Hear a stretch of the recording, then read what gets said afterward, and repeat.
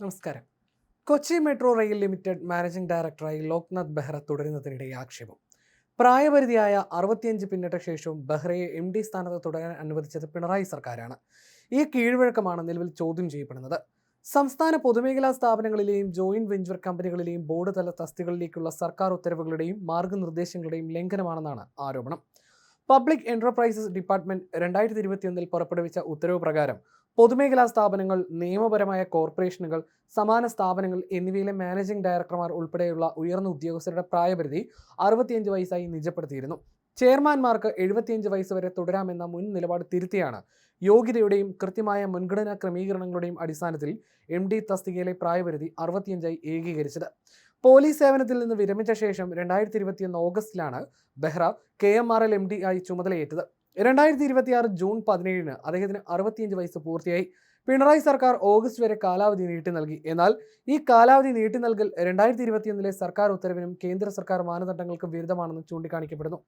KMRL നിലവിലെ നേതൃത്വത്തിന് കീഴിൽ നടക്കുന്ന നിയമനങ്ങളെക്കുറിച്ചും ആരോപണങ്ങൾ ഉയർന്നിട്ടുണ്ട്. അസിസ്റ്റന്റ് മാനേജർ തസ്തികയിലേക്ക് പുറപ്പെടുവിച്ച സമീപകാല റിക്രൂട്ട്മെന്റ് വിജ്ഞാപനത്തിൽ അംഗീകൃത സ്ഥാപനങ്ങളിൽ നിന്നുള്ള ഫുൾ ടൈം BE BTech ബിരുദവും കുറഞ്ഞത് 5 വർഷത്തെ പ്രവൃത്തി പരിചയവും, ഇതിൽ 3 വർഷമെങ്കിലും മെട്രോ റെയിൽ അല്ലെങ്കിൽ പ്രധാന പ്രീസ്ട്രെസ് പാലങ്ങളുടെ ഡിസൈനിങ്ങിൽ ആയിരിക്കണമെന്നും ആവശ്യപ്പെടുന്നുണ്ട്. കൂടാതെ IRS, IRC, IS, യൂറോ കോഡുകൾ എന്നിവയിലും പരിചയവും നിർബന്ധമാണ്. എന്നാൽ ഡിസൈൻ, പ്ലാനിംഗ് വിഭാഗങ്ങളിലെ ചില മുതിർന്ന ഉദ്യോഗസ്ഥർക്ക് ഈ യോഗ്യതകളില്ലെന്നാണ് ആരോപണം. 1000-ലധികം യാത്രക്കാരുമായി പോകുന്ന മെട്രോയുടെ സുരക്ഷയെയും നിർമ്മാണ നിലവാരത്തെയും ഇത് ബാധിക്കുമെന്നും ജനങ്ങളുടെ ജീവൻ വെച്ച് പന്താടുകയാണെന്നും ആക്ഷേപമുണ്ട്. തിരുവനന്തപുരം മെട്രോയുടെ വിശദമായ പദ്ധതി രേഖ സംബന്ധിച്ചും തർക്കങ്ങൾ നിലനിൽക്കുന്നുണ്ട്. തിരുവനന്തപുരത്തെ സമഗ്ര മൊബിലിറ്റി പ്ലാനും ആൾട്ടർനേറ്റീവ് അനാലിസിസ് റിപ്പോർട്ടും മെട്രോ റെയിൽ പോളിസി 2017 കേന്ദ്ര നഗരകാര്യ മന്ത്രാലയത്തിന്റെ നിർദ്ദേശങ്ങൾക്കും അനുസൃതമായി ഉടൻ പരിഷ്കരിക്കാൻ 2026 ജൂലൈ 1 കത്തിലൂടെ ഗതാഗത വകുപ്പ് KMRL ആവശ്യപ്പെട്ടിരുന്നു.